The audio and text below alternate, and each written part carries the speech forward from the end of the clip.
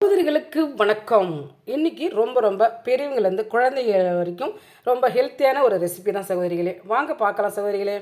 இன்றைக்கி ஒரு பொடி நான் கருவேப்பிலை எடுத்திருக்கேன். ஒரு பொடி மல்லாட்டப்பயிறு.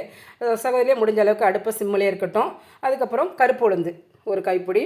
நான் கையால் தான் ஒரு பொடி எடுத்து போட்டுட்ருக்கேன். அளவெல்லாம் எதுவும் கிடையாது சகோதரிகளே. பச்சைப்பயிர் அதே அளவு ஒரு கைப்பிடி எடுத்திருக்கேன் சகோதரிகளை. ரொம்பவும் குழந்தைங்க விரும்பி சாப்பிடுவாங்க. இட்லி பொடி நல்லாயிருக்கும்.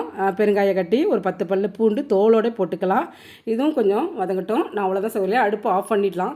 ஆஃப் பண்ணிவிட்டு தனி மிளகாத்தூள் 1 ஸ்பூன் அளவுக்கு இப்போ கொஞ்சோண்டு ஆறட்டும் சகோதரிகளே. மஞ்சத்தூளும் கல் உப்பும் மட்டும் சேர்த்து இப்போ அரைக்க போகிறேன் சகோதரிகளே. ஜாரில் சேர்த்து முடிஞ்ச அளவுக்கு குறைன்னு அரைச்சி எடுத்துங்க சகோதரிகளே. அதாவது நைஸாக வேண்டாம், குறைன்னு தான் இருக்கணும். அவ்வளோதான். பாருங்கள் என்ன கபன்னு சரியான வாசனை வீடே தூக்குது சகோதரிகளே. இது பாருங்கள் இட்லிக்கு ஊத்தப்பத்துக்கு தோசைக்கு நல்லெண்ணெய் மட்டும் இருந்தால் போதும் சகோதரிகளே. சப்போர்ட் பண்ணுங்கள் சகோதரிகளே.